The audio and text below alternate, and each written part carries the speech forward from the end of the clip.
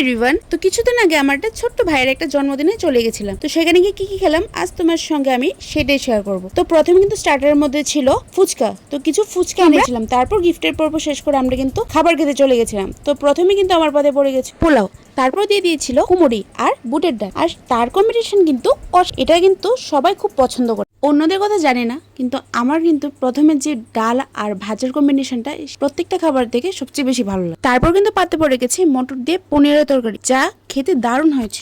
পনির দিয়ে পোলাও খেতে নাই খেতে কিন্তু আমার পাতে চলে এসেছে ডিম কষা, আর ডিম কষাটা খুব ভালো হয়েছিল। ডিম কষা দিয়ে পোলাওটা মেখে খেতে কিন্তু দারুণ লাগছিল। তারপর কিন্তু আমাদের শো স্টপার, মানে খাবারের শো স্টপার চিকেন চলে এসেছিল। পিসগুলো ছিল ভীষণ বড় বড়, আর খেতেও খুব ভালো হয়েছিল, মানে রান্নাটা খুব ভালো হয়েছিল, খুব ফ্রেশ ছিল চিকেনটা। তারপর চিকেন দিয়ে খেতে না খেতে পাতে পড়ে গেল চাটনি, পাঁপড় ও একটা করে লালমোহন। চাটনি পাঁপড়ের মিলবন্ধন কিন্তু জন্মান্তরে, তা কিন্তু কেউ কখনো ভাঙতে পারবে না। খুব ভালো হয়েছিল চাটনিটা। এখান থেকে কোন খাবারটা তোমাদের সবচেয়ে বেশি পছন্দ কমেন্ট করে যাবে।